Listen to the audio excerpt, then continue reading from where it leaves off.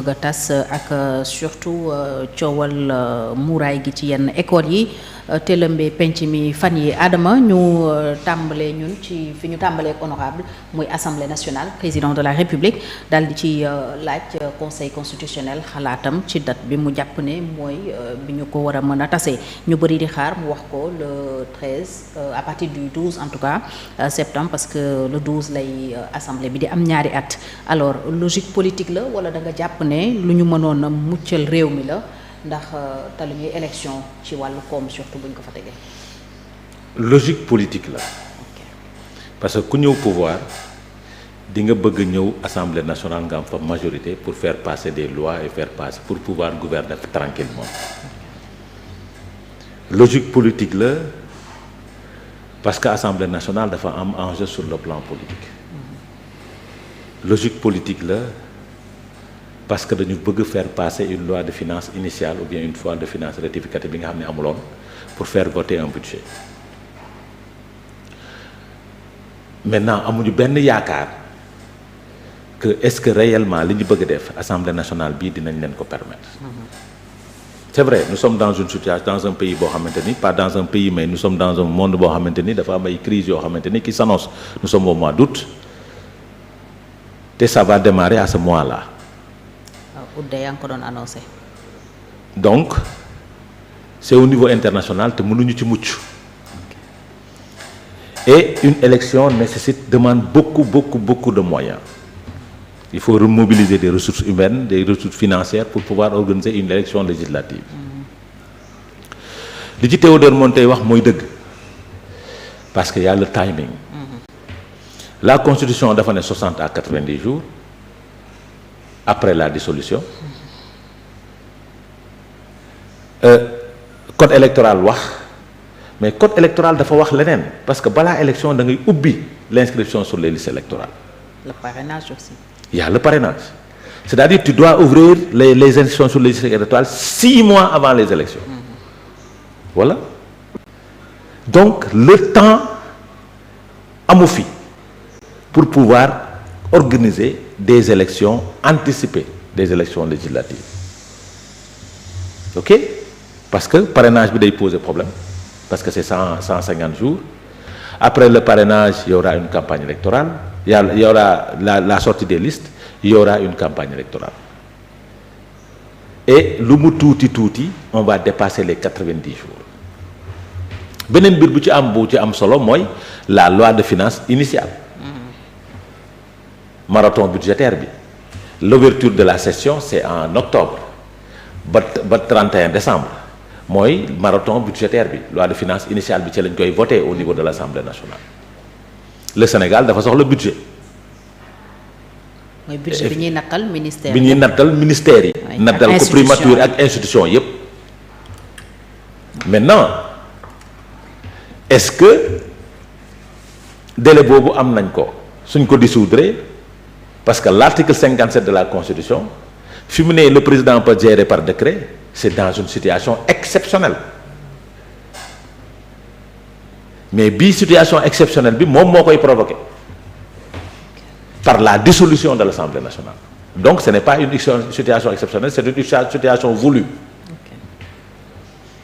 te mën nañ éviter loolu su nekkee ñaari pouvoir yi toog nañ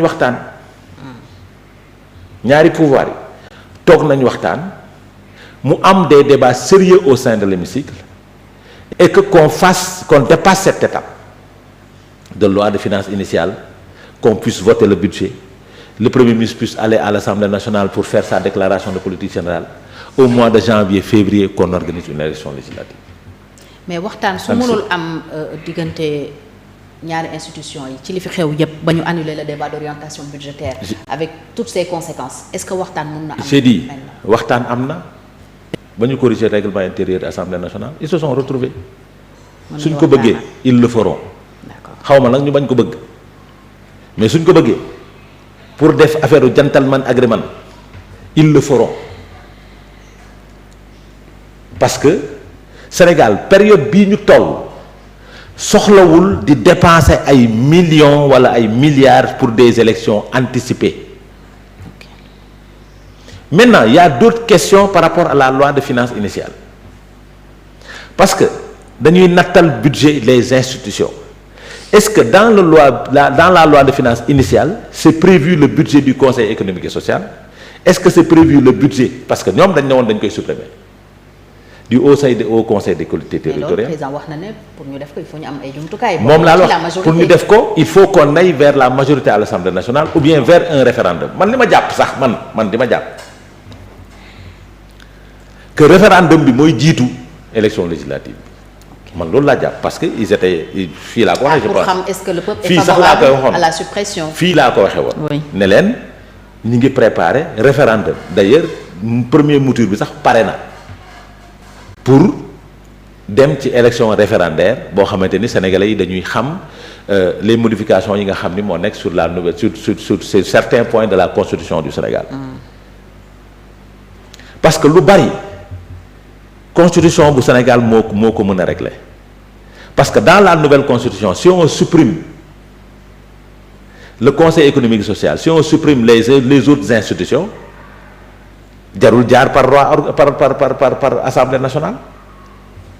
Référendum su amee mën nañu régler yenn problème yi après nag boobu peuple bi mooy décider. Si le peuple décide, le problème est réglé. Donc moi je pense que le chef de l'État est ci démarche bi il est dans la légalité. Le 13 septembre le 12 sax la le 12 septembre war na mën a dissoudre l'Assemblée nationale parce que lu ko yoon may la au bout de 2 ans lu ko yoon may la ay prérogatives am la. Maintenant aujourd'hui dissolution boobu dafay am ay conséquences yi mooy députés yi dootuñu siéger ils resteront des députés mais dootuñu siéger dootuñu am débat dootuñu def leneen le président dirige par décret. Est-ce que tu comprends? Mais su nekkee dafa dissoudre Assemblée nationale il faut aller vers une élection anticipée. te constitution dafa joxe délai. Code électoral organisé ko à travers le référendum. Donc il y a des corrections à faire au niveau de notre constitution. D'abord pour moi le préalable c'est d'aller vers un référendum d'abord. Parce que gisuma lu fi ñor bañ koy màcc. Il y a l'enjeu de la DPG bul ko fàtte. J'ai dit l'enjeu de la DPG. Premier ministre dafa bëgg majorité certainement. bu j'ai dit l'enjeu de la DPG. DPG bi nit mënul fexe ba duñ ko fa